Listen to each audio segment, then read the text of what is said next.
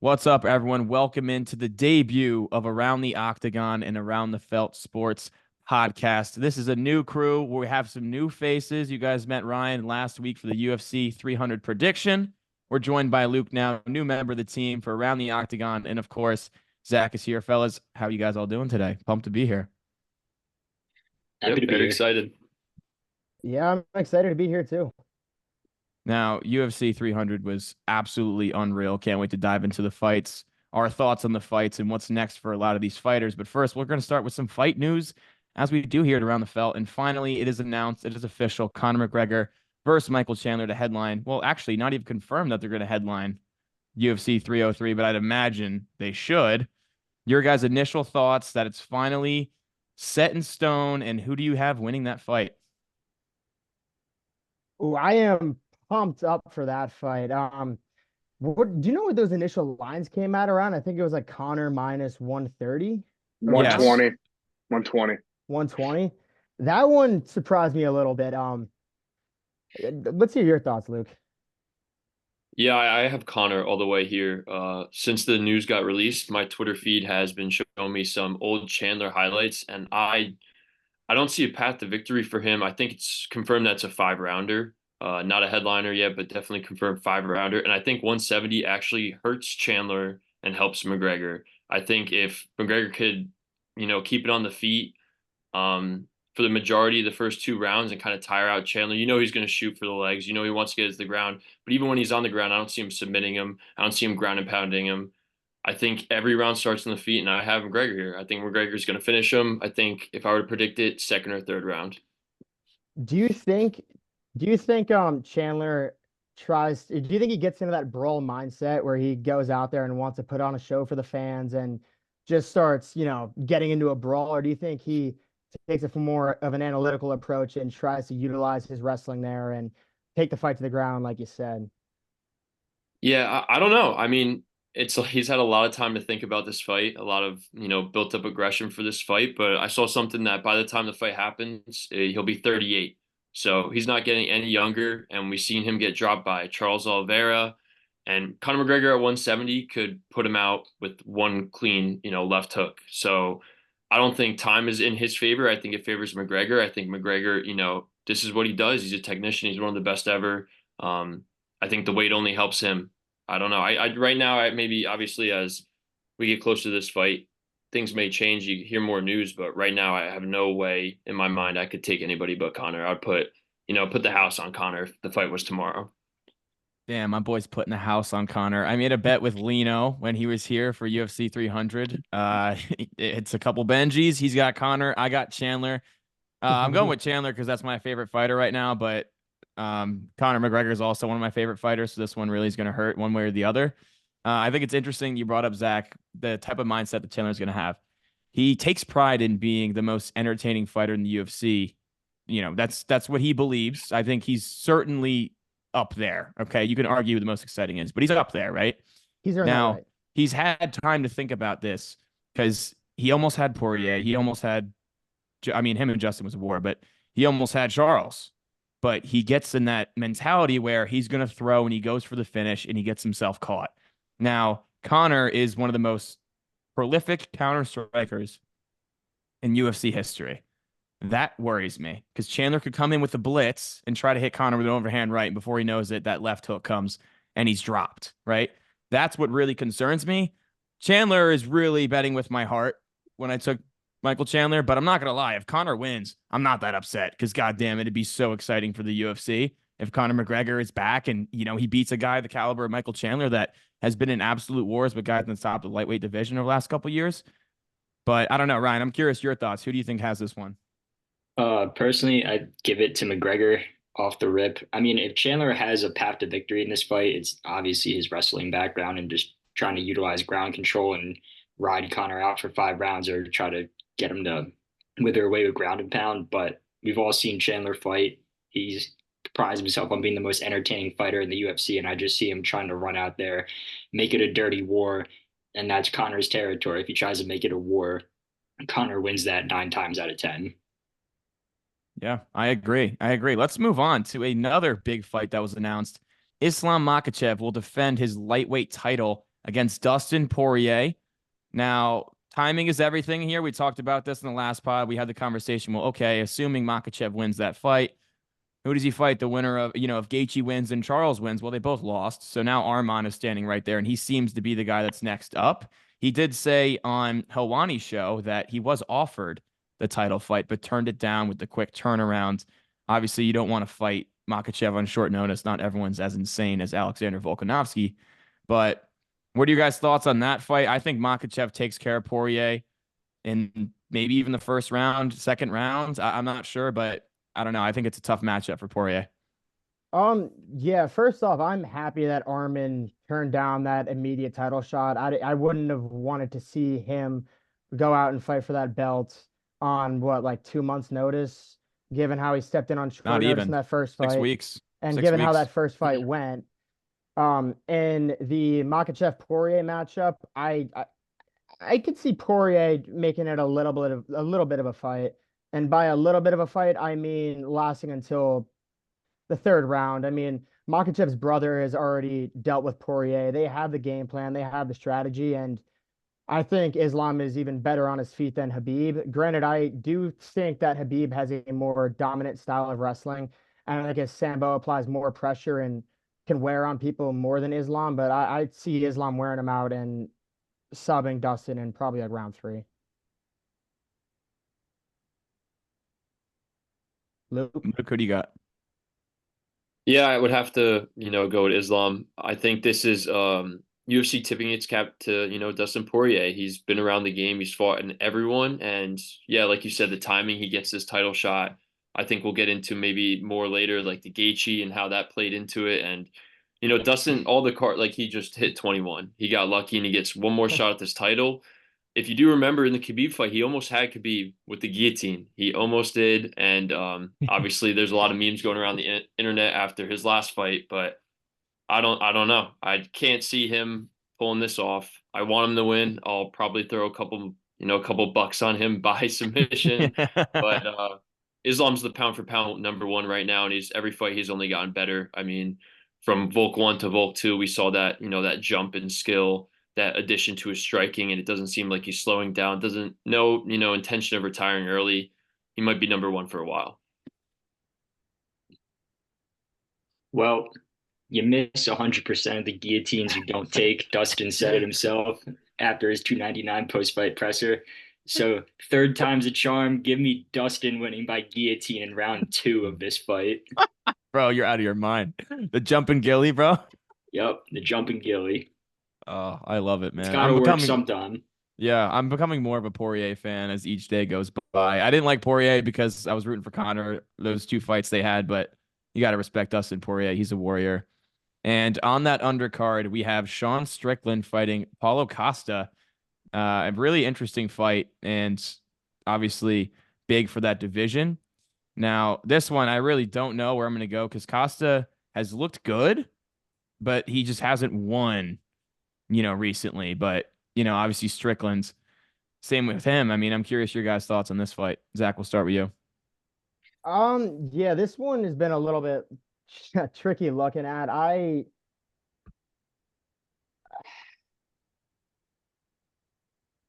don't know, dude. Like I'm so tossed up in the air on this one. I'm gonna go. I'm gonna move on. Luke, you can go on with this one. I don't even like. I don't know. I don't know. Just go on. I think this fight really is, the epitome of media in MMA right now. Two of the probably best personalities on X or Twitter right now. They're actually going back at each other, sending videos today, and I think it's a great matchup for the sport. I just think right now, once you taste that championship belt around your waist, it's hard to get that out of your head. I'm sure Strickland's going to bed every night, waiting to get that shot again, and I think Costa's just a little bit out of there. He's kind of an entertainer at this point when Strickland still has some left in the tank. I think I would go Strickland. He's a little more technical. If he doesn't get caught, I think he outlasts him. He's got better cardio. Rye, what do You you know, think? the one thing Yeah, I I want was to add gonna here. Sorry, Ryan. The one thing I go want to ahead. add here is why is Strickland taking this fight? It has to just be the money, right? Because if you look at the rankings and you look at how his last title fight went, like what do they do to entice him to go and take this fight? They just toss him a They bag. they offered him more money. I mean, it's Just an had to throw him a undisclosed bag, amount, but right? he was complaining about the pay that he received, that he was going to receive taking this fight initially, but he was able to negotiate with the UFC and bump it up to his liking. So big money, I guess, for him. I do have Strickland winning this fight, especially considering the fact that it's a 5 rounder. That favors him immensely. Cardio's there. He made Izzy miss like over 110 head strikes, and I think he just gasses out Costa in rounds 4 or 5, just making him punch the air. But he's been susceptible to like those spinning heel kicks. He lost at welterweight to one of those, and Costa just landed a disgusting one on Whitaker in their fight at the end of round 1. So I mean, the chance is there for Costa to just throw something really unorthodox and maybe put Strickland out, but technical fight, Strickland wins every time. I agree. I like that you brought up the gas tank of Strickland because, if you looked at these two guys on the side of the street, Costa looks like he'd maul him. Like, he's built like a brick house, but those guys gas out a lot quicker. I will certainly be rooting for Strickland. I'm curious to see I don't know what the betting line is, but who do you guys think's favored in this one? I think I would Strickland's a slight favorite. I would Yeah. guess Strickland like -140 to -150 if I had to guess. Yeah, I mean, that sounds about right. I don't know. I mean, I also lean Strickland's. He's just been at a higher level, but Costa's always dangerous, and I mean, could go either way. But all right, guys, that wraps up our fight news. Now let's talk about UFC 300 a little bit. The first fight, damn, this one really broke my heart. Figgy defeats Garbrandt by a rear naked choke in round 2. Garbrandt came out after the fight in a very I don't know how to say this, a very sportsmanship like way by saying that he had vertigo but wasn't trying to take anything away from Figgy. But he was like, yeah, I was spinning. Like, I was just trying to survive and avoid getting elbowed in the head. I mean, Cody looked pretty good in round 1, but ultimately, this is the outcome that most people expected, was a submission by Figgy. Ryan, I know you called this. Did you call this, or were you rooting for No, Cody? I had I Cody had winning by Figgy. knockout.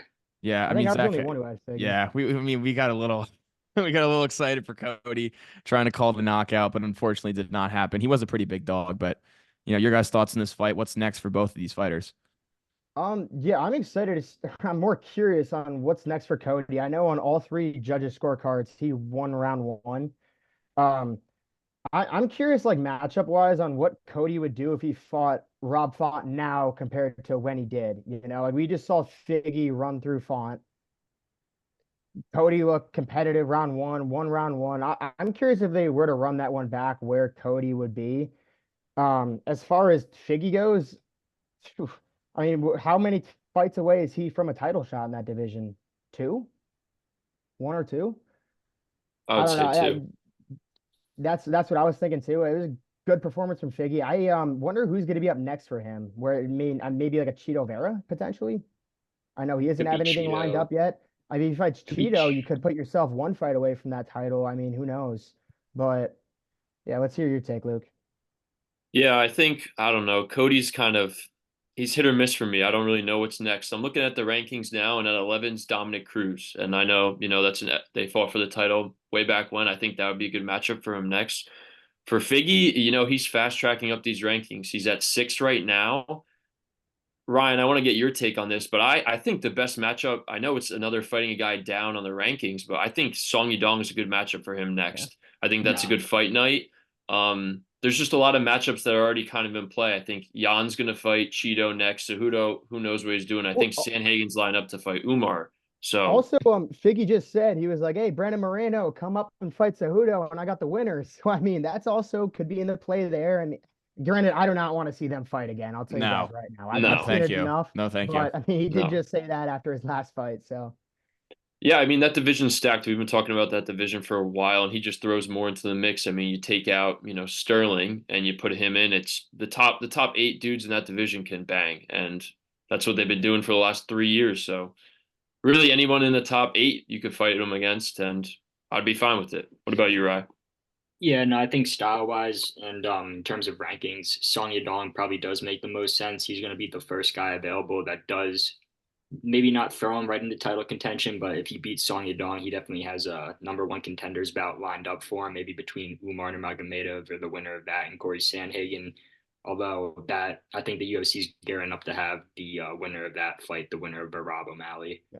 So I mean, it Yeah. might be a little bit of time before we see Figgy fight for a belt, but his clear path right now, in my eyes, is fighting Song and then fighting the winner of Jan Cheeto, maybe a Sterling Cejudo, not Sterling Cejudo, but whoever Cejudo decides to fight, something along those lines. I like that you brought up the Dominic Cruz potential fight, Luke, because I think at this point in both of their careers, Cody's and Dom Cruz's, I don't think there's a path for them to compete for a title at this point. They're over the peak. You know what I mean?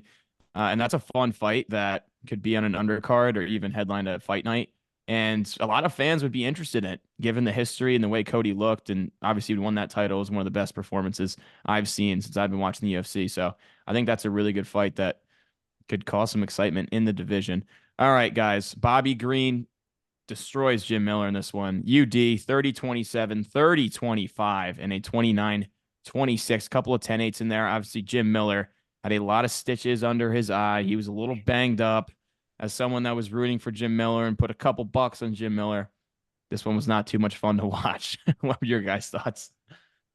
Definitely hurt. Yeah, watching Bobby Green punch Jim Miller around the octagon and split him open. I mean, I guess I could say I called it, but outside of that, it really wasn't like too crazy enjoyable. Um, yeah, it's basically all I got to say on that one. Yeah, it's just two legends going at it. Jim Miller being a Jersey guy from North Jersey, you want him to win, but at this point in his career, he's not taking guys that are in the top 15. He's good to line up for those matchups, good to be, on the late prelims, but at this point, he just doesn't have that stamina and that ability to keep up that quickness that Bobby Green still, he still has at his old age. So it was a good fight. I thought the first round it was closer, and then it just started to take off in the second. Yeah, I mean, hats off to Bobby Green. I mean, he put on a masterclass of a striking performance. I had originally thought that this fight would have gone to the ground and Jim Miller would have just babied him in that way, but Jim Miller decided to keep it standing the entire time. I think he only shot maybe one or two takedowns, and they were just out of desperation. So I don't know what the game plan from the Miller camp was going into it, but if it was to go to the ground, definitely didn't do that. But it was exciting to see Jim Miller get into a war with another old man. I will say that. Absolutely. They put on a show. Yeah. Yeah. It's Yeah, Reagan 300. How could said you not? Reagan did call Bobby Green and said he was going to send Jim Miller to the retirement home and thought he was going to retire. Jim Miller did not retire. Nope. Still probably has another fight or two in him somehow, some way, but a little bit off on there, Reagan, but we'll still give it to you. You had Bobby Green all the way. Let's move on to Moicano beating Jalen Turner by TKO in round 2. And this one was heartbreaking because the boys were all over Jalen Turner and he dropped him. And instead of finishing the fight, he went for a walk-off knockout. Even Dana White said he's going to be thinking about that one for a few weeks. Your thoughts on the fight, guys? I mean, I think Moicano looked really good in this one. Yeah, dude, Turner wanted his 300K and he wanted to look cool and walk it off and say, "Hey, Dana, pay me right now." Yeah, he will be kicking himself over that one. Even like round 1, I thought Moicano was winning the whole entire round up until Turner dropped him, and that was enough for Turner to win all 3 judges' scorecards. Going into round 2, I mean, Moicano had the clear route to victory. Get him to the ground. You can either work the submission game or you can work your ground and pound, and that's what he did, and he got him out of there, which I'm upset about. But it's Moicano has some fun matchups potentially coming, so we'll see what happens there. Yeah, I'm about to never bet on Jalen Turner again. I mean, between this fight and the Hooker fight, I thought he just put on performances where he kind of fizzled out. And even this one, like, what were you thinking? Finish the fight. Even in the ground and pound, I thought he could have done more to, defend himself. But there's something about Moicano, man. He is fun to watch. He's put on some good fights to this point. He's Money Moicano. He's great on the press conferences. And for a guy with, pretty broken English, I watch the 5-minute YouTube videos every time they pop up on my feed with him. He's, potentially the face of that division, in a couple of years. So it's fun to watch his arc. It's fun to watch him fight. I'm a fan. Yeah, I don't want to toot my own horn, but I pretty much called this fight perfectly. I had Moicano winning. I had him winning by sub, but I figured the ground, his experience on the ground would be the biggest factor in him getting the win. It was, he was able to get it in round 1, work some submission attempts, ground control time, little punches here and there. And then round two, I think after he got knocked down, he realized, okay, it's time to really turn it on and just ride this one out, see if I can get the finish. But if not, the win's a win. And like Luke said, great on the mic, puts on a show. Um, he was just on YouTube today that someone asked him if he wanted to fight Max Holloway. I love him for this. He said, "Fuck no, he'd beat the shit out of me." So like all around, like stand up, just an honest guy. He's looking at Beneil Dariush now, so that's a He matchup I'd also like to see. he Like also work called up the out rankings. Patty. Did you see he Yeah, called out Patty, which I'm not really sure why he did that. Yeah, I think He's above Patty. Him yeah, and and Patty's not Bobby even Green both ranked. called him out. Yeah. I would like to I see was a Bobby little Green put his lights out, though. I'll say that right now. I don't know, maybe a BSD. I know he's going down a little bit, but I mean that fight with DP was a big jump. There's a lot of fights that Moicano could take on. Fiziev hasn't fought in a while, 2 spots ahead of him. We'll Yeah, that'd see. be good. They could run that back for sure. I mean, Yeah. so Yeah, I mean, yeah, it's a loaded division. There's a lot of exciting matchups that he could have, but I do kind of appreciate the brutal honesty that, nah, I don't want to fight Max Holloway right now after that performance against Justin Gaethje, which we will get into in a little bit. But let's move into Diego Lopez beating Sodiq Yusuff by TKO in round one. It was a dominant performance by Diego. We were all over Diego. Ryan, I know this was your guy. We're sitting there and you're like, dude, Diego is going to maul him. And what happened? Within 2 minutes, he got the job done. You guys' thoughts on this fight? Yeah, Diego looked awesome, and I am beyond excited to see who he fights next. And I want to hear Luke's opinion actually on potential matchups for Lopez. But as someone who was on Lopez going to that fight, I was a little bit nervous about what Sadiq could have to offer. I thought, to be honest, I thought they'd be standing on their feet a little bit more, a little bit longer, I should say. But yeah, Lopez looked great there. He got him out early, and yeah. Yeah, I gotta attribute, Ryan to bringing this guy on my radar when he first got called up to the UFC to fight on short notice. He's been a beast, every fight, even the ones he's lost. I'm excited to see, his career arc as well. I think also the mullet is like unbelievable. I think it's like the greatest thing ever, and it might be my new favorite fighter haircut. In terms of next fight, I'm looking at the rankings and some guy that's sitting here at 11, Bryce Mitchell, just Ooh, got brutally knocked out, but I think they both have great jiu-jitsu. I think Bryce Mitchell obviously is definitely at the disadvantage on the feet. I think maybe a little bit on the advantage on the ground. So Rye, I would like to see your take there. That's it. I don't really see him fighting Ige or Barbosa, which are 12 and 13. I think that jump to 11 from 14 is a good next step. I don't know, man. I mean, he took on Movsar Evloev on 6 days' notice and gave him a run for his money. And the argument was there is what if this guy had a full camp to fight Movsar Evloev? I mean, I know it's a massive jump up in the rankings, but I mean, he kind of proved himself in his UFC debut with that test.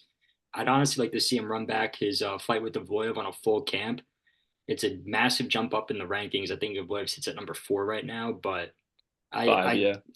4 or 5, right? So but I think Diego's earned it. That right? I mean, after that, 3 first round finishes. Dude hasn't seen past 2.5 minutes of fight time, or like 3 minutes of fight time since that fight. And the speculation's out there about whether or not he could have beat Evloev on a full camp, and I'd like to see that as the main card of a fight night. If Evloev wins, maybe finally throw him at the title. And if Diego wins, it just adds to his superstar power. I mean, this guy's making a real name for himself now. Yep. awesome. I And love it. What I took from that was Luke might be getting a mullet soon. It's not corporate. Yeah, it's not no mullets in corporate America, but if you're an MMA fighter, you can certainly do it. All right, guys. Kayla Harrison takes care of business, rear naked choke against Holly Holm in round two. This was the outcome we expected. Ryan, I don't know if you took a shit break during this fight, but that's what you're calling for, a shit or smoke break during this one. Kayla took care of business. Obviously, Holm is 42. Dana White came out and said he hopes that she retires. I do think it's time for Holly Holm. I think she's now 5-7 since that Ronda Rousey win. So, I mean, over 35 is kind of the point for me where it's like, all right, make your money a little bit, but be a little bit more picky with your fights. I mean, you're 42. It's kind of tough to keep going at that level. Now for Kayla, does she get a title shot next? Like, it certainly is plausible the way that she looked against Holly Holm, and Dana White in the post-fight press conference Amanda Nunes was tweeting like, "Oh, that's interesting," which is smart by Amanda because she doesn't need to fight. She's got millions in the bank. She's the best women's fighter of all time. But if she drums up some interest, builds up, a little bit of momentum, if Kayla goes and gets the title, which she could, that could be her next fight, and she does it in spectacular fashion, I could totally see Kayla Harrison calling out Amanda Nunes for that super fight. And I think that would be a really good fight. Fun. That's very entertaining. Your thoughts, Zach? Do you think that Kayla should get the title shot next? Do you think she wins? And do you think Amanda is actually serious about coming back? Yeah, so first off, like circling back to the fight, I like kind of don't understand Holly Holm's strategy in that fight in general. She just seemed way too comfortable in the clinch against Kayla versus Kayla Harrison, which makes absolutely zero sense. It makes sense why she ended up on the ground and how that fight went.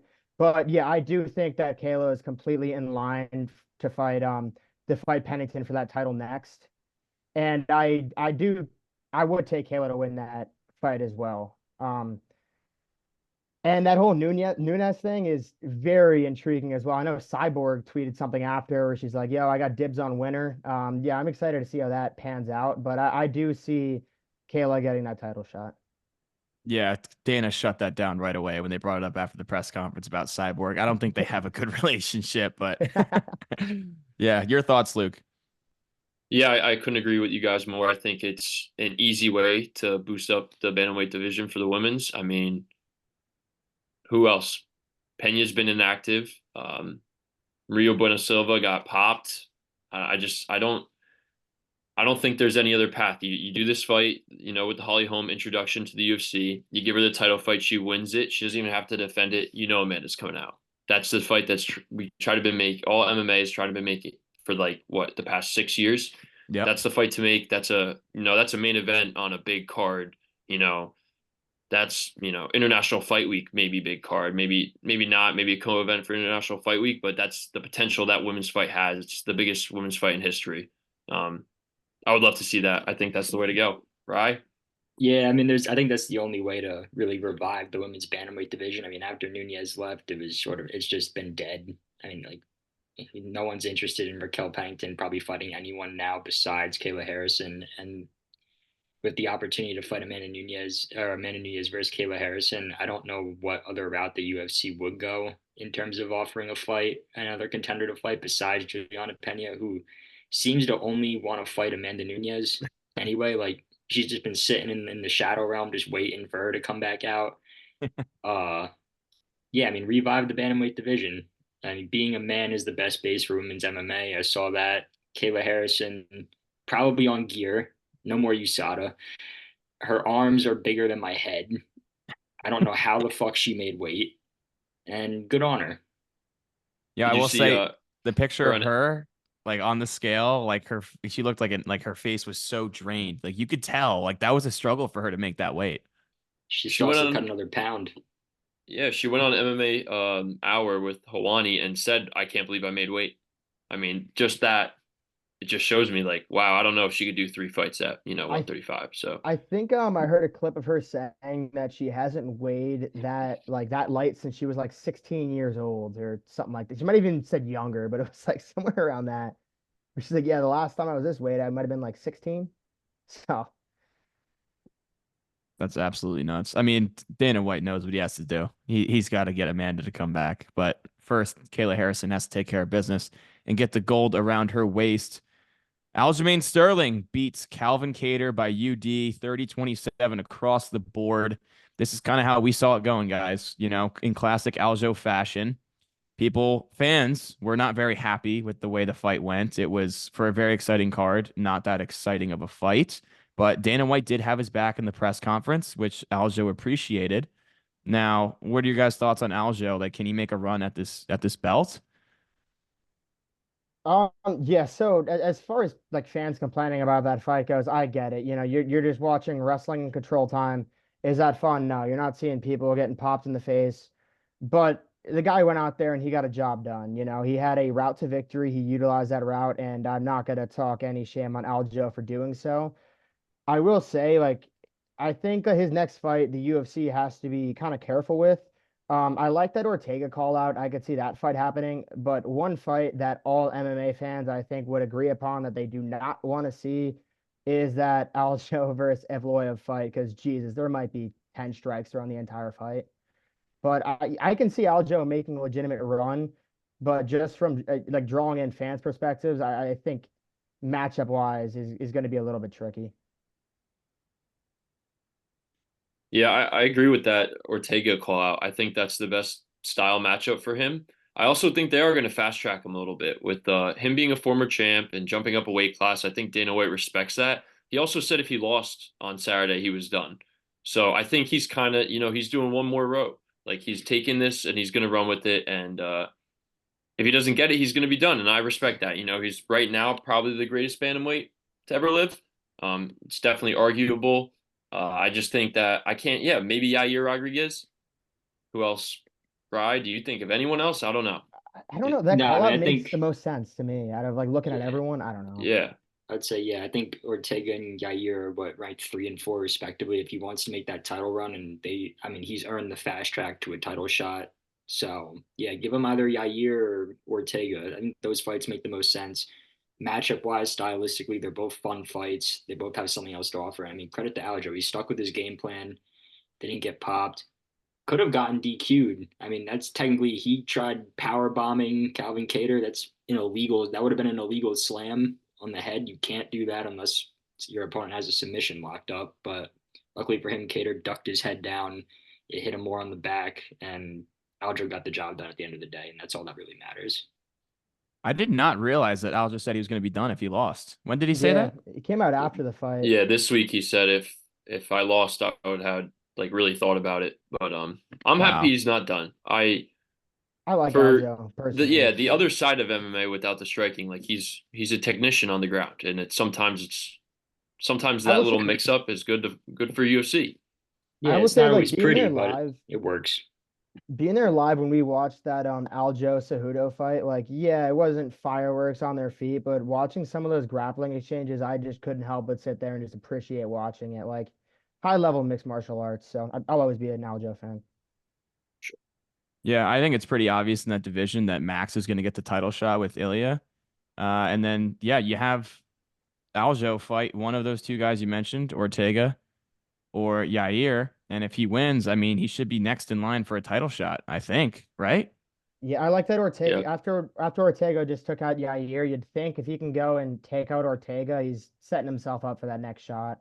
Unless they make him do another like title eliminator after if there's some dead time. I mean, one or two fights away from fighting for Yeah, I that belt. think the only thing that holds up the division now is what you do with Volk after Max's win. I know Yeah. Volk's been calling for the rematch, and Max even said if anyone deserves a I rematch mean, immediately, it's Volk. But what else happens with like Evloev as well? Because you'd think Evloev is one fight away from the title. So if he goes out and wins one, like I don't, there could be a line there. There that division is uh like pretty no, deep. So I think if Voiv gets the Muhammad Makayev treatment where it's, you put on boring fights, we're gonna, and like Bilal Muhammad as well, where it's just like you put on these boring matches that go to decision. The UFC is gonna do everything in their power to make sure that they don't reach the belt for at least 2 more fights. It's gonna yeah, be something like that. yeah. All right, guys. Yuri defeats Rakic by TKO in round two. This was such a classic Yuri fight where, his style, his legs just out there, it's getting chopped down. And then as he does, he gets the finish, he gets the knockout. We were all over this one, Ryan and Dave. We were sitting in this apartment right here watching the fight, and you're like, God damn, dude, Yuri's getting his legs torn up. He does not look good. I'm like, trust me, bro. He's going to knock him out. He's going to knock him out. And what happened? He did knock him out. He Double wants match. double Cash match. me. Cash me. Bring me Yuri my money. Yeah, Drock, yeah. Yuri wants a title shot next. I don't know how likely that is, given that he just lost to Alex. But your guys' thoughts? I mean, where does this division go at light heavyweight? Yeah, that was a fun fight to watch. Just watching Yuri swing around the octagon, leg chopped, fucking hammering across. That guy is nothing but fun to watch. I do think he has to go out and beat Jamal Hill in order to earn that title shot. I'll speak for myself. I don't want him to get an immediate match, like an immediate re or an immediate matchup against Alex after winning that fight. I don't want to watch it. I think he has to go and beat Jamal in order to earn that title shot. Let Alex fight Ankalaev, and the winner of that one can go and rematch Pereira if he wins. Yeah, I would agree. I think the next matchup to make for Yuri is definitely Jamal Hill, the title fight that never happened. Personally, I don't want Pereira to fight Ankalaev. I don't like that matchup, and also I think Pereira's at this point in his UFC career where he gets to call the shots. I mean, he beats Ankalaev, then there's no one else really for him to fight. Then it's just rematches, and we're going through it again, and he's late in his 30s. So, I mean, I know we'll get there. You can I talk. have one thing. So I know you're saying no Ankalaev, but I know he also said he doesn't want Yuri to get that matchup as well. So who would it be? I think I mean, we'll get there when we get there, but I think he wants to go up. I just hope he waits. He has a broken toe, so he's not fighting in Brazil. And I mean, he's owed a little bit of a layoff. I mean, he's fought so much, and he's dominated, and he runs that division right now. So we'll see, and we'll talk about that when we get there. But I think definitely for Yuri, it's Jamal Hill next. Yeah. I mean, to be fair, Rakic looked incredible in that fight. He really did nothing wrong. So like I think only two questions coming out of this fight is what the hell is in Alex Perez's left hook and what is Yuri's chin made out of? Because he ate bomb after bomb from Rakic. And at some point in that fight, Rakic had to have just been thinking, what do I have to do to put this guy away? He's just ate all of my shots. He hit him with a couple massive rights, a few massive lefts. He chopped at his legs. He did everything he was supposed to do. And Yuri just did his awkward fighting style, ate everything hands down, and then eventually just found his chin and put him away. And then with Yuri, yeah, I mean, Jamal Hill makes the most sense. You have to run that. That was supposed to be a title fight. You run that back. You run, and then from there, Ankalaev's getting the next shot. I feel like that's pretty obvious, unless now we'll get there when we get there. Tom, what are your opinions?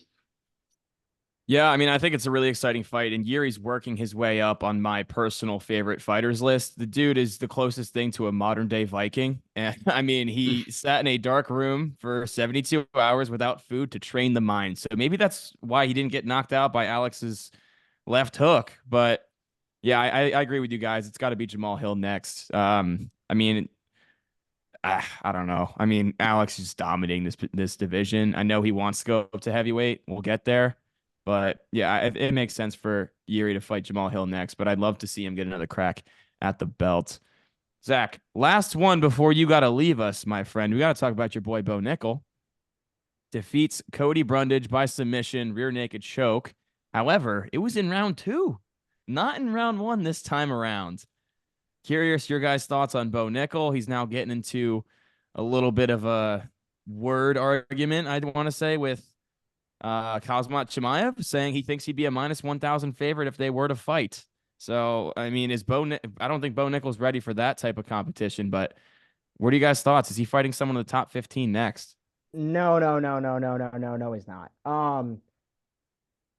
This guy, if you look at it, the guy hasn't fought in his life, dude. Like the guy started mixed martial arts 2.5 years ago. The guy first started striking less than 2.5 years ago. So like it's very weird looking at him and looking at his trajectory because everyone sees 3-time NCAA champ, 4-time NCAA finalist, one of the best collegiate wrestlers ever, and they assume like let's fast track this guy. But you can't just skip time in the octagon. You can't just skip experience.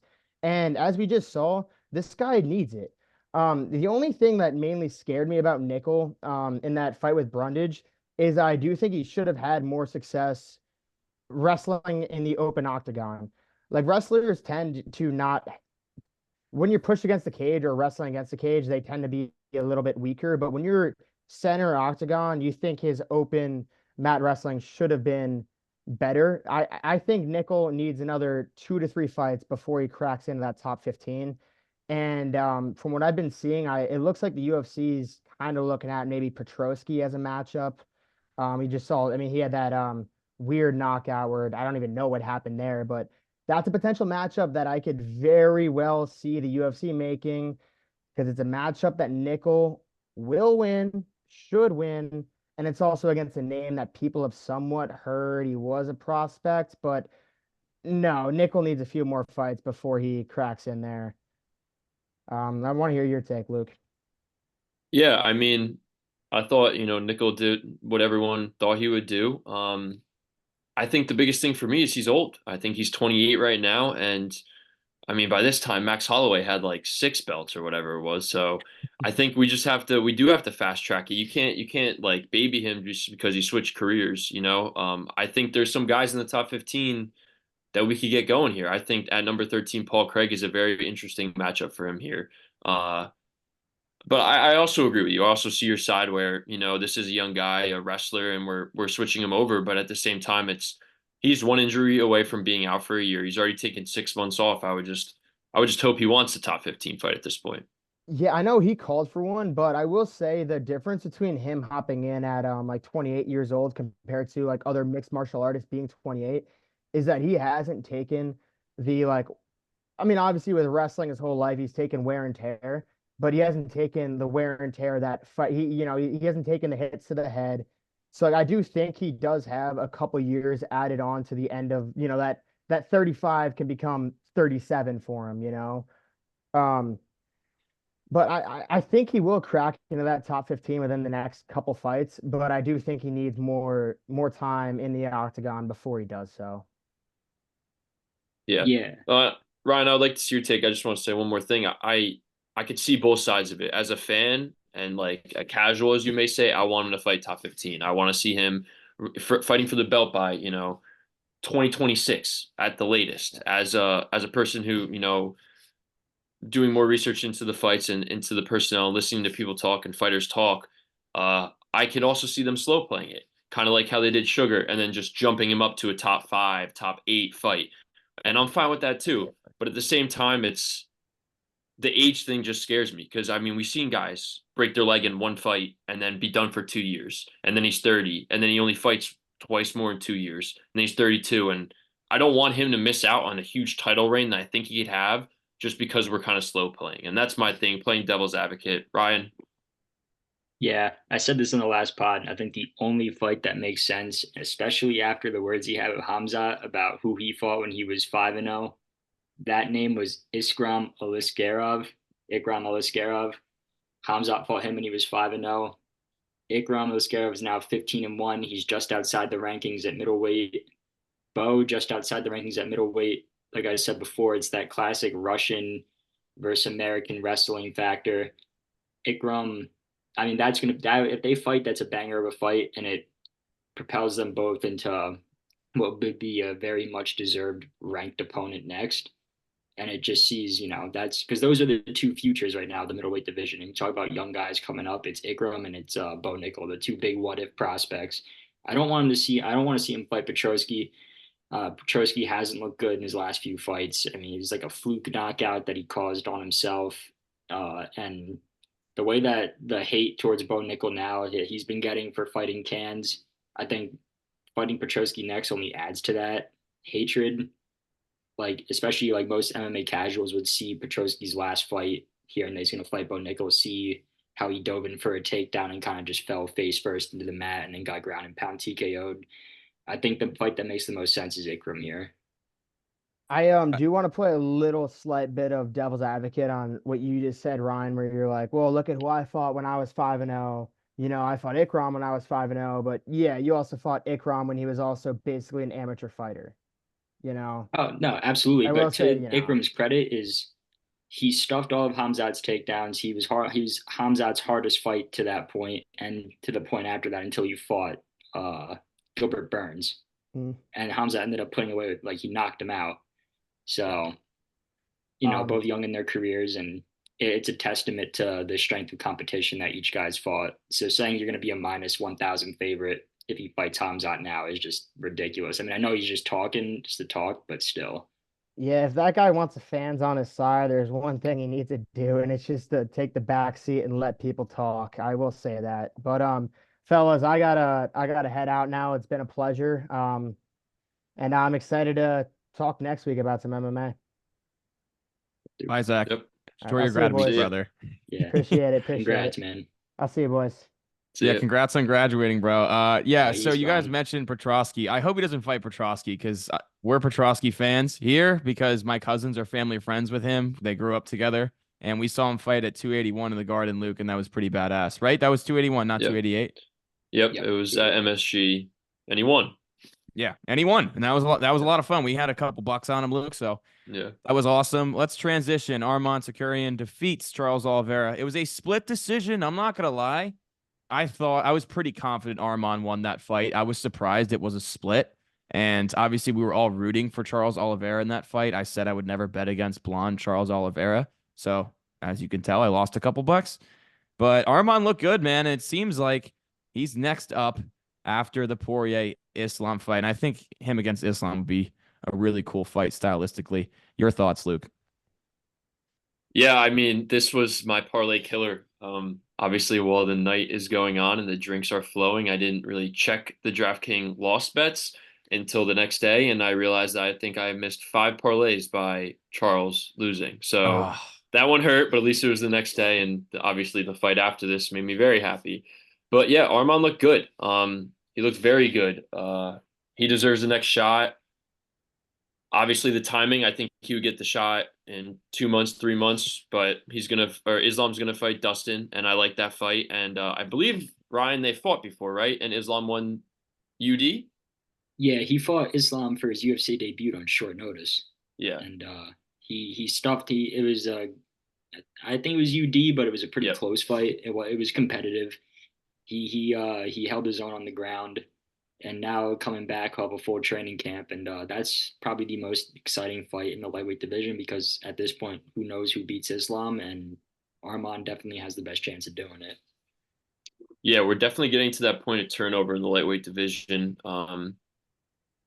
A lot of old heads, a lot of old heads. And I was gonna bring this up. I guess I'll bring it up now. Let's say Islam beats Arman and Connor beats Chandler. Is that Islam Connor just works oh itself my right in there? God. I I mean, could Does see it though? Islam. I could see Islam asking for that for the fucking bag he would get. But did yeah, I you hear? mean, they're fighting at 170, so it doesn't make, you know what I mean? If they were fighting at 155, I'd say maybe, but then again, it is Conor McGregor, and Conor the double McGregor. champ gets what he wants. So And Islam, pound for pound #1, says he wants the big money fight, says he wants to go up beat 2 belt holder. What's better than a Conor McGregor fight at 155 for the belt, the biggest money fight that the UFC could put together?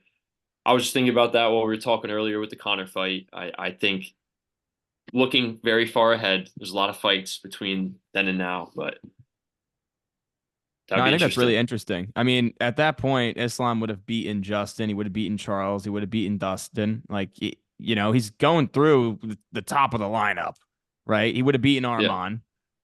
I mean, yeah. who else is there to fight? He could, at that point, be like, if Connor goes and knocks out Chandler in spectacular fashion, he could, because he's Conor McGregor, get a title shot if Islam tells the UFC, I want it, because that would be a monster pay-per-view. And also think about it, like Connor's not going to call out Leon Edwards. I don't think that's a good matchup for Connor at 170. Leon's way too big, and he's going to call for a title fight. If he wins, he's calling for a title fight. So 100%. absolutely, 100%. but I mean, to that credit, I mean, I don't think Dana would let that happen. There's multiple guys in the welterweight division that are way more deserving of a title fight against Edwards at this point. 100%. And Imagine he just skips Bilal 100%. Muhammad. like there, That would be funny. well, he could. I don't disagree with that, but Shavkat, I wouldn't want him to skip. yeah, like if they skip over Shavkat, I mean, even Jack Matador, Yeah. coming up right in there. And one more thing, guys. Go ahead, Luke. Go ahead.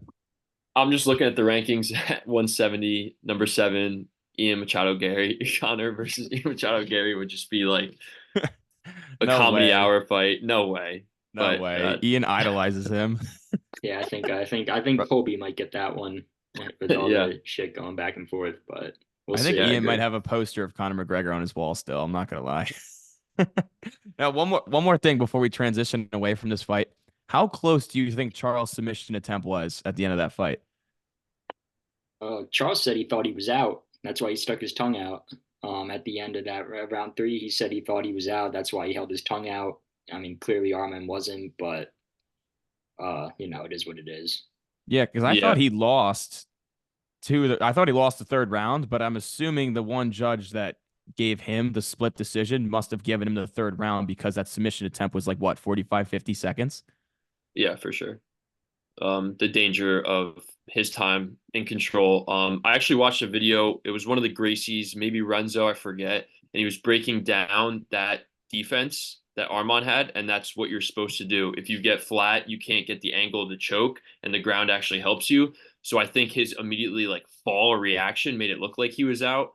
But after watching that video from, one of the BJJ greats, I'm kind of convinced that that was just good defense. I was really hoping he was out. I was really hoping he was out, but I mean, like the loss sucks for Oliveira, but if Armand's able to go and get that belt and Charles knocks on gets a win, because I know like there's speculation about how that fight would go if it was 5 rounds. I mean, Charles had his moments, the guillotine in round one, last second submission attempt in round three, and you have to wonder if that fight goes for 25 minutes, like does Armand still get it done? So that's a fight I'd like to see run back in the future at 5 rounds and maybe for a title. I mean, it just depends on what happens in the matchups and if Charles can get another win under his belt to make him a number one contender again. We'll see. Yeah, I still believe Charles can beat anyone in this division. Curious your guys' thoughts. Where does he go now? Who's he got next? Yeah, Ryan. it's hard. He either fights down in the rankings, who I don't know. I mean, he's beaten pretty much everyone. I don't know. I mean, I don't have the rankings in front of me for any up and comers, but Renato Moicano, I guess, is there now. I mean, he's splashed in there and he's been calling. He says he wants to make the title run. Like I cannot afford to lose. I'm going for the UFC gold and pay-per-view points, all that good spiel. Uh, Maybe the loser of Arman Islam. I mean, he beats Poirier. We know that. He dominated him. He beats Gaethje. I mean, who knows if what Gaethje's going to do after this, but he beats Gaethje. I'd like to see them run that back for a main event or a title fight. It's hard to say. I think this is one of those cases where it's too soon to tell. I mean, you don't know what to do with these guys immediately after. Yeah, I agree. I think he takes some time, let the division play out a little bit. But right now, just popping out Gaethje. Both the men are older. I don't know what's next for either of them. Might as well duke it out, and whoever loses retires. I don't know. Now, I know this was talked about when Charles was holding the belt, but him and Connor have exchanged some words. If Connor beats Chandler, although it's not a title fight, if Connor doesn't get a title fight, could Charles call him out and Connor be down? That'd be a fun fight. That'd be a good money fight. I mean, it could be, but I have a matchup for Connor, and we're going to get to it if he beats Chandler. Oh, Yeah. okay. Personally, I don't know how stylistically that is like smart for Connor. I No, think it's not. It's I not. think Charles. I mean, he got choked out by Nate Diaz. This is a different world. Nate Diaz is great, but Charles is most finishes in UFC history. This guy is unbelievable if he gets his hands on you. And if it's a fight with Connor, it's going to be 5 rounds and he's going to get his hands on him. So, I agree. 100%. Let's move on, boys, to the BMF title. Luke, your boy, Max yes, Blessed sir. Holloway, defeats Justin Gaethje. Now, Ryan, better be your boy, too. You want to tell the crowd about your bet? Knockout with 1 second left in round 5. Yeah, I mean, it didn't look like it was going to happen. I had predicted that Max would kill him with volume in rounds 4 and 5 and eventually get a TKO finish standing against the cage. In round 5, to my credit, it looked like he had him out there. He hurt him on the feet through like a 20-22 punch combination. Justin did end up firing some offense back, so the ref didn't get involved, but he was probably like 2 or 3 more clean shots away from putting him out in the 5th round with like 2 minutes to go. But I did put 100, paid out 1,800, or yeah, 1,800 on Max Holloway round 4 or 5 KO TKO. Got it done in the last second, like I said he would. Absurd, dude. Couldn't have asked for Absurd. anything better. Easily the biggest bet I've ever hit in my life. Yeah, so I think now Max has jumped up to my favorite fighter of all time.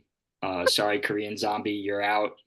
You lost me a bag on your Volk fight, so here we are. Oh, that's awesome. Luke, this is your boy, man. How pumped were you when Max knocked it? Because obviously he won the fight. Yeah. I mean, in my opinion, it was 4-1. Some might have had it 3-2, but he won the fight, and that's what a BMF does. He says, let's square up in the middle of the octagon right now with 10 seconds left against one of the most dangerous fighters in the world. And he got it done. Luke, what was your reaction like? Yeah, I mean, I called you guys. Wasn't what you guys for the fights, but I called you immediately after, screaming my head off. I think for me, it was very surreal. This is the guy who got me into MMA, got me into the UFC, and if I could compare it to something, it's like a Giant Super Bowl or a Duke National Championship, which lucky enough I've seen both of those in my life. It the like serotonin that released from my body, I've been happy ever since. You can't put a frown on my face right now. And obviously it helps that every time I open a social media app, I see 15 clips of it. But yeah, I'm just like I also DM him. He has never answered, but since I was like 2018, I've been DMing him. Uh, so he hasn't answered, DM'd him Saturday night. Just like Volk lost, you won that fight on the second Volk fight, like stupid things like that. But he's taken what, 3 fight nights in his last 3 fights with Yair, Arnold Allen, then Korean Zombie. Went down the rankings to fight Korean Zombie. A lot of people have forgotten about Max Holloway, and now he is the most talked about, arguably the most popular guy in MMA, as he should be. He's 32 years old. He's in Tom Brady at UFC. He's about to make his second career in the UFC. I think he's gonna beat Ilya. We're gonna get into that, and I think he's in a great spot to call the shots. You know, Dana White loves guys who are ready to fight whoever, and he's the epitome of it. So I'm stoked. I'm stoked to talk about this. I'm stoked about your bet, Ryan. Thank you. Just good vibes. Dude, it's fucking awesome. That was so much fun when Yeah, Ryan hit that because obviously we all took Max. And I took Max because of Ryan, because I was like, I think Gaethje's gonna win, but What? I don't We all know. took Max? We all took Well, Max? no, yeah, I Dave took took Max. Gaethje. Dave took Gaethje. And with all due respect here, I thought we were riding Gaethje like maybe 30, 40 minutes before the fight, and then like 10 minutes crept up before the fight, and you're like, let's go, Max, let's go, Max. And then I'm like, Jesus motherfucking Christ. And then Ryan had the fucking bet in, and I'm like, Jesus Christ, I lost automatically before the fight even happened. I So was running that hot. sucked. I was running very Yeah, hot you that were night. running hot. So it sucked for me. Ryan was running hot. We all needed to win after the Charles loss, and Ryan's like, yo, trust me, take Max. And he looked fucking good. Luke, I love Phenomenal. that you brought up he's the Tom Brady, a second career, because you're like, damn, Max is only 32. He's been in the game for so long. I mean, he was strapping the old belts around his Yeah. waist. I He mean, had took the the belt interim. off Jose Aldo. How long ago was that? I mean, Yeah, like he's been in the game for so long, and he looks so fresh. And the thing is, do you want to consider that a drop by Gaethje? I don't know. Max says he slipped. He might have been joking a little bit, but even if you want to consider that, that's the first time it's happened to him. Like yeah, it's not like the dude has taken a ton of damage. You know, he's been in Nah, some wars, but he hasn't been knocked out, so he has been could knocked go on a out. second career. I would call it a drop. I mean, he even said it on, I don't know, whatever interview I watched this week of him. He said he considered it a drop, but the UFC didn't. He also dropped not the knockout. He dropped Gaethje, which I'm Yep. like yeah, because a couple years ago, the whole thing against Max Holloway was he didn't have knockout power. Then he puts Korean Zombie into the realm, and he just knocked out one of the guys who, like, I don't know if you've seen the videos of Justin Gaethje yelling at refs after they stop the fights, but he doesn't get knocked out either. So I don't know. This guy's got hands. He's aging like a fine wine. And you saw Ilya. Everyone saw Ilya. He did not look like he did when he was in the stands when Volk won against Yair, and he was next. He looked like a guy on a mission in those. He looked scared here. He looks He looked scared. He scared. definitely He yeah. looks scared. I did. said that right away. I was like, I dude, he say does not look happy right now. looked like he saw a ghost, man. Yeah. I don't think 100%. he was. I don't think any. Obviously, no one was expecting that outcome to the fight. I mean, a lot of people had written Max off, and it's like kind of funny because I saw an interview from Khabib. I don't know how long ago it was, but he was talking about Holloway, and he said, "I don't think Holloway's hit his prime yet.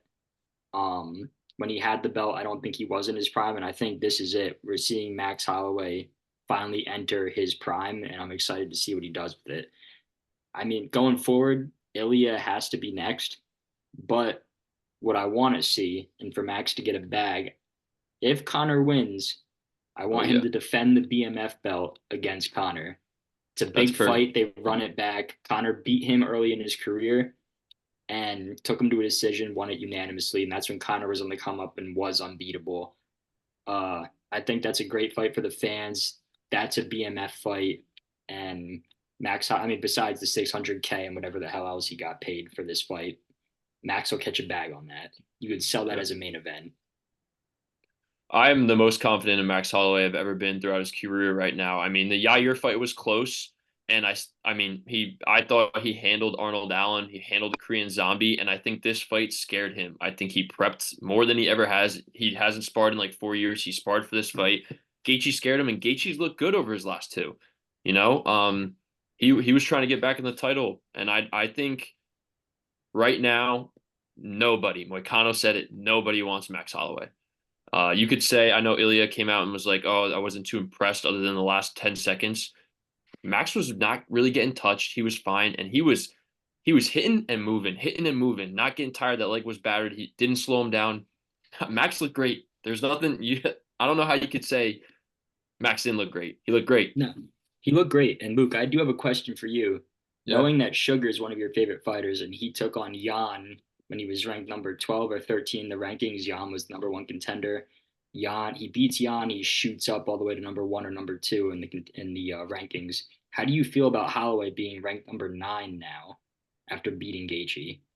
Yeah, I saw some things about that. That was like, a lot of people feel strongly if you beat a guy, you should be like similar to his spot. You know, I don't know what Gaethje looks like. He was 2 before the fight.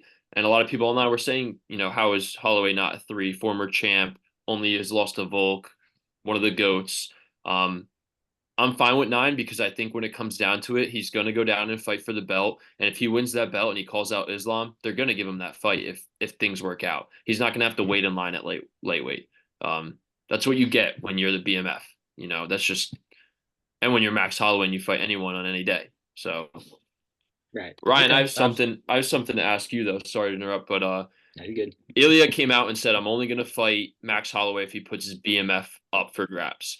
The BMF has never been, you know, up for grabs with another fight. It's always been its own belt and it's at a different weight.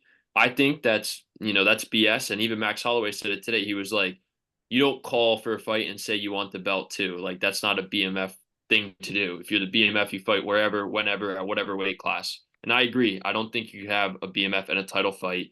And I think if Max is going to defend the BMF belt, it should be at 155 with all these, you know, these guys who like to bang. So what do you feel? No, I agree with you 100%. I mean, there's no, besides Max there, I don't consider anyone, maybe besides Volk, taking on what's his face, Islam on 9 days notice. Yeah. He's the only other person that showed like a BMF type of move. And there's no one else at 145 that's deserving of fighting for like the belt, even if it is make believe. But right now, the baddest motherfucker in MMA is Max Holloway, and Max Holloway fights who he thinks is deserving of that belt. I think Max Holloway calls the shots on that BMF fight, and I'm hoping that Conor gets it done against Chandler because I think that's the best fight for him for the BMF title fight for BMF defense. It pays him the most. It gets his name out there even more than it already is. But obviously, Max Holloway has to be the biggest star in the UFC right now. I mean, that's undoubtable. You do that on UFC 300, you're the biggest name in the sport, and well deserving of it. He's been in the UFC for over a decade. Former champ, fought the best of the best, and I'm just happy that he's finally getting his moment from more of the fans that maybe who didn't know who he was. Now they do. Yeah, the casuals. I 100% agree with you guys. I want to touch on a couple things there. One, from a business perspective, there's no way Dana White is going to have the BMF title also be for a world title. The BMF title is to drum up more interest when you need it, when you don't have a big title fight on a card. And if a UFC champion holds a BMF belt, it just becomes complicated fighting for both. So I think Dana's going to shut that down. Ryan, I 100% agree with you. Conor McGregor makes so much sense for it if he beats Chandler at 155 because, God damn it, a Conor Max Holloway led card for a BMF title, although not a real world championship, would definitely be the biggest pay-per-view of the year. Undoubtedly. Undoubtedly. The only asterisk there is Max would have to lose to Ilya. Yeah. I mean, then what happens, right? So say, because he's definitely going to fight Ilya. but Yeah. which is going to be a really interesting fight. I love how their styles mesh together. But say Max beats Ilya, like what do they do with the BMF? It's just like on the shelf for a little bit. All right, I retract my statement because it is Conor McGregor. If he beats Ilya, they might do an interim 145er and let him fight the BMF against Conor McGregor. They might do that. Yeah, they It's a bigger easily could. I draw. mean, it definitely is the biggest draw that the UFC has to offer. I mean, up to that point, if it happens, yeah, it's an interesting spot to be in. I mean, great for Max. He gets to call his own shots now, but like I said, we'll see. Well, what about this? What if Matt? Because I doubt they put anything in stone before that Connor fight, right? So say Mhm. Connor wins, and Max is sitting there, and he's like, "Okay, do I want the title shot against Ilya, or do I want which he'll get a bag, and it's a chance for him to win the belt again, or would he rather fight Connor to make fucking millions, which he thinks he could probably win that fight, and then at that point." You give Volk his rematch, who Max has said is deserving of it, and Volk has earned it, even though Max right now makes more sense. But then at that point, if Max is like, I'd rather fight Connor, do you give Volk the rematch against Ilya?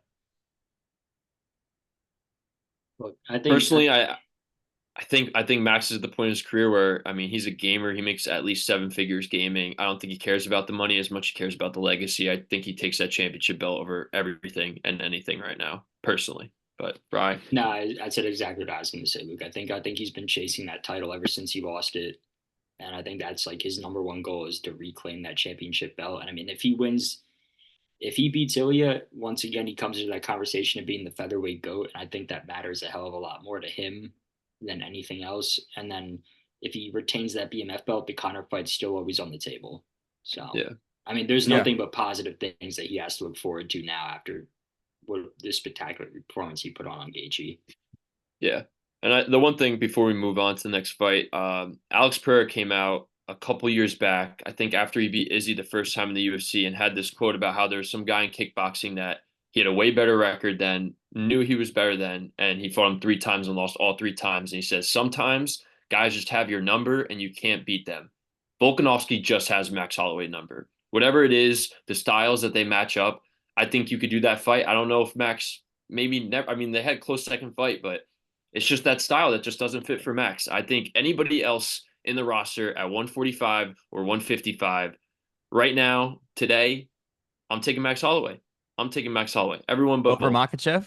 Even over Makachev? I would love that fight. I would love that fight. I mean, Max is pretty good takedown defense, and I mean, how much quicker he looked than Gaethje on Saturday Yeah. was like, whoa. That's the No, only thing. Like, I agree. I No, don't I know. agree. And I mean, credit to Max. I mean, Volk, very good on the ground, very good wrestler. It never Yeah, got there in their fights, but you saw what he did to Ayer. Took him down, beat him up with ground and pound. Volk's very good on the ground, and those fights rarely touched it. So, I mean, I do put him in better chances than Dustin. I don't know who wins that Islam fight. I have to like really sit down and yeah. think about it, but Islam would Holloway be a does big stand a better favorite. chance. Yeah. Yeah. But right So now, credit to Holloway. Credit to Holloway though. He does stand a very much better chance, I think, than Dustin does. Yeah. I'd agree with that. All right, guys, let's move on to the co-main. Zhang Wei Li defeats Yan. Ryan, you have to help me out with this last name here, brother. Zhao Nan. Jean Nan. Thank you, Ryan. By UD 49-45 across the board. We talked about this last week. We knew this one was coming, dude. Zhang Wei Li just has the championship pedigree. She's more experienced. She's better all around, and that showed. I mean, not really much to say here. I mean, what does Zhang do next? I mean, she's been atop the division for a while now. Obviously, lost the belt to Rose, but got it back. But your guys' thoughts, man? Who's next for Zhang Wei Li? Because she's kind of running through this division at this point. I think it's Alexa Grasso. I mean, I think it almost has to be. I think she has to fight Alexa Grasso and try to get two belts and cement her legacy.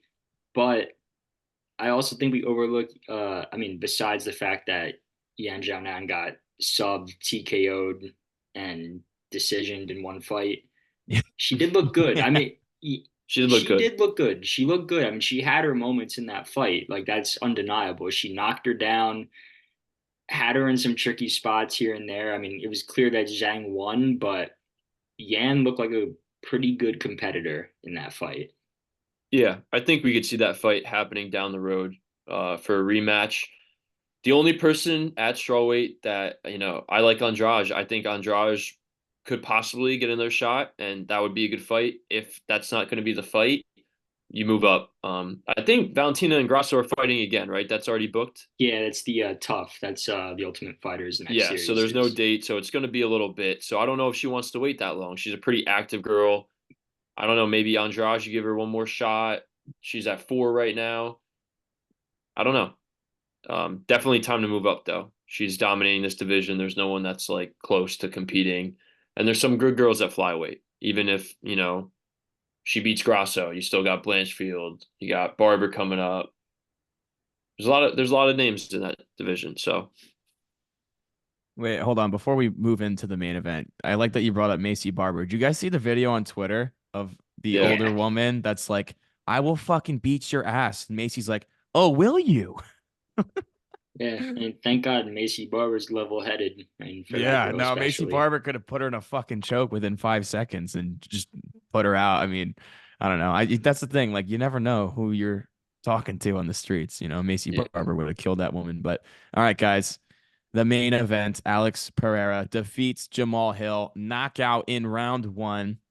A lot of talk this week about Alex pushing away Herb Dean after the groin shot, saying that messed up Jamal Hill and this and that. And, Mark Goddard came out and was like, you guys are crazy, like, to put any of that on Herb Dean.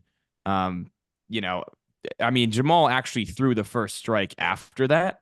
And then Alex countered with that left hook, knocked him down, got on top, hammer fist, done. This is how we saw it going, Ryan. This was the last leg of our parlays. It was absolutely huge.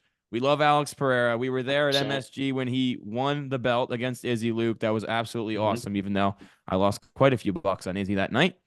But Alex Pereira is a fucking beast. And he said after the fight, he wants to move up to heavyweight. I mean, no one's ever had 3 belts, but to do 185, 205, and heavyweight would be absolutely absurd. But Dana White says, careful what you wish for. He's dominating at 205. That's a different animal up there. Some big dudes. Your guys' thoughts on Alex Pereira retaining his belt? Who he fights next? I mean, we mentioned Ankalaev earlier, but what are your predictions if he does fight Ankalaev? And do you think it's reasonable that Alex one day could move up to heavyweight? Right. I mean, yeah, he's in the prime position to do it. I mean, I don't think there's ever been a situation where there's been one guy that actually could hold 3 belts, but Alex Pereira was always huge for the middleweight division. Um, and he's starched everyone he's ever faced. And I have to give credit to Izzy, and I hate doing this. I don't like Izzy, but in their first fight, Izzy ate that left hook from Pereira. And I watched that fight over and over again. And I don't know how he did, because that left hand's been putting every single person away at light heavyweight. Put away Sean Strickland at middleweight too. But I mean, my God, the chin on Izzy, that can't be understated. And then moving forward, Tom Aspinall today came out and said he's officially booked for Manchester at UFC 304. He's just waiting on the other guy to sign the dotted line. And call me crazy, but I think it might be Pereira. No way. You think it is? I really do. I mean, I don't know who else he would defend an interim belt against that would draw up much attention other than Alex after that heavyweight call out. And he also posted on his Instagram like 2 hours after that fight of him staring down Pereira. So we'll see. Oh, he did post that. I didn't see that post. Yeah. He did post it. It was a pretty cool picture. Yeah. You know what else Um, a cool picture? The picture of Alex with the bow. That's going viral right now too. yeah. Yeah, for me, man, I think right now Alex is like changing the coverage on MMA. I see more videos breaking down Alex Pereira than any person I've ever seen. He is such a technical striker. Arguably the best striker to ever fight in the UFC. I think maybe right now he's top 3. I think by the end of his career, he's going to be number 1.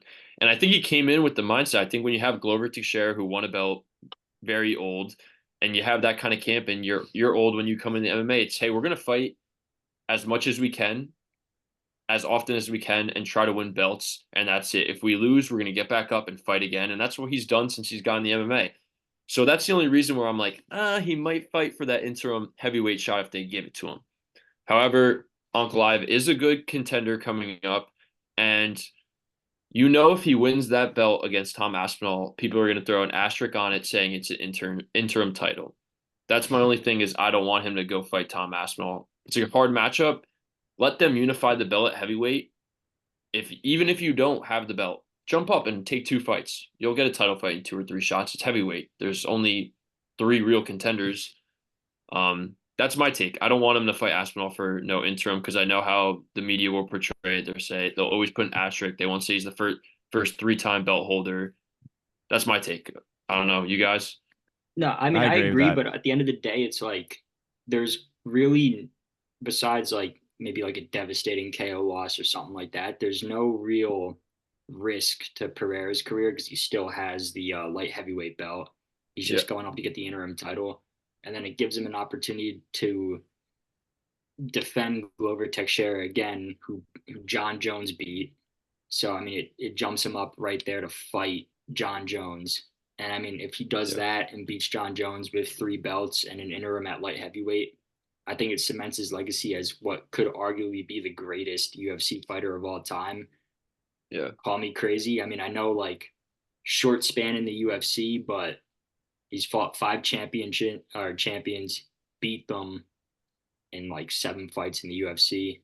It's a ridiculous run this dude's having, and for some reason, I know he lacks the ground game, but I don't know why. But no fighter that's fought Alex Pereira that has a competent ground game has ever tried to bring him to the ground. I don't get Maybe it. if he fights Only Tom young. Aspinall, maybe he's the one to do it. That's what Tommy scares just me is like Aspinall could bring him down and break his arm. You No, know? absolutely, absolutely. Like Tom Aspinall has a clear path to victory in that fight if they Yeah. do fight at Manchester, but until someone decides to actually do it, it just seems like I don't know why, but every fighter just wants to stand and bang with him. Yeah. And you see that with the Pereira striking. Give me Pereira any day of the week.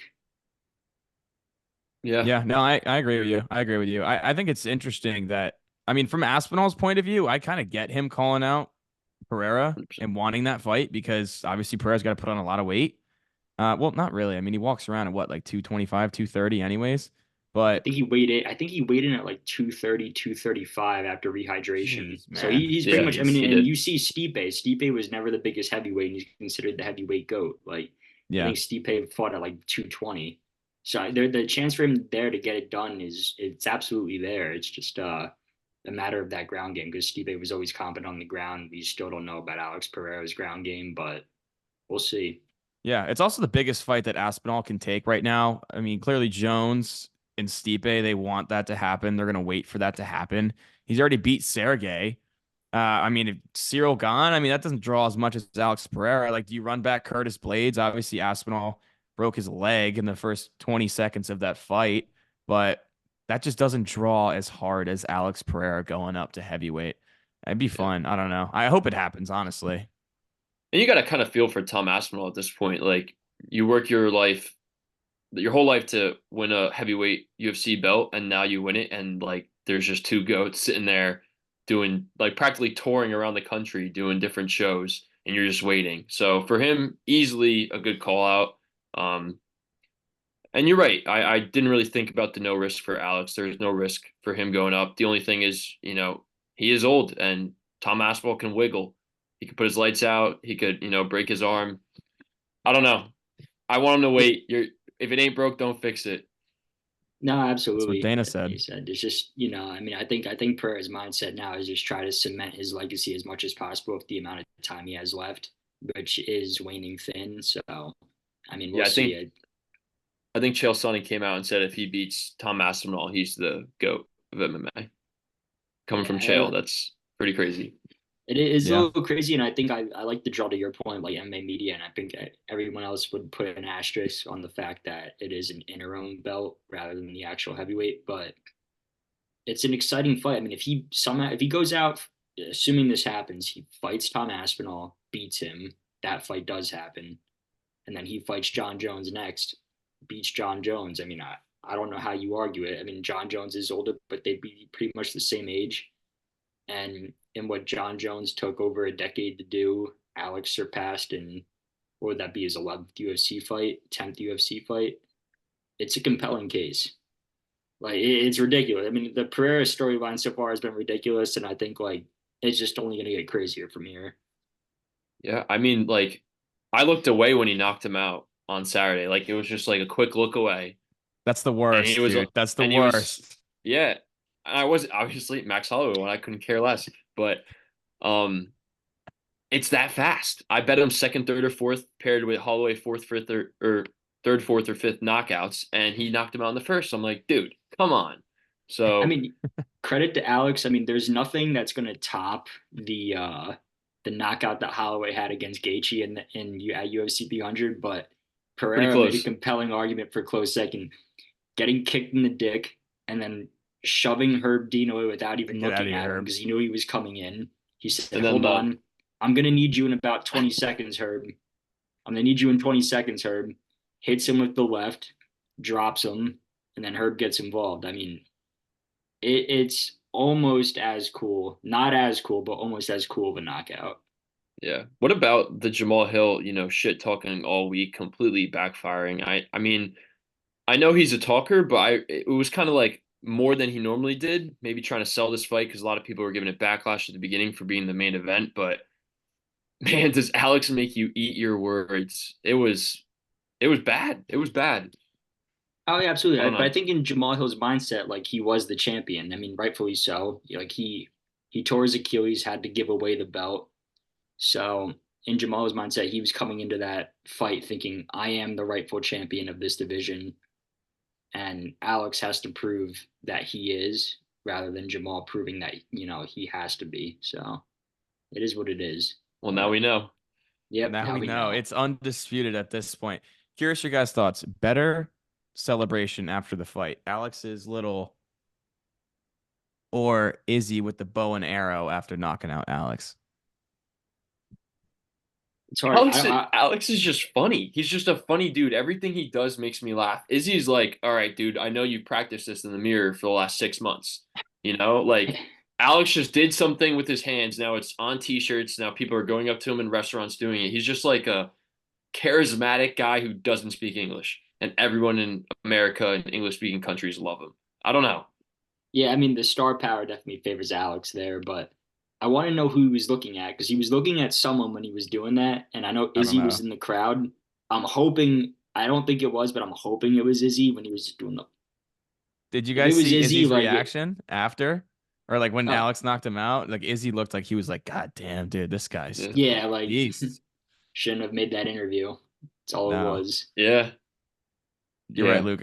Alex is so unintentionally funny. And those are the funniest people. Like they just zoom in on him, just staring across the octagon, looking at Jamal, just like straight face. And I'm just laughing. I'm like, dude, he's so unintentionally funny. Like the whole Poeton shit and the emoji. I fucking love it.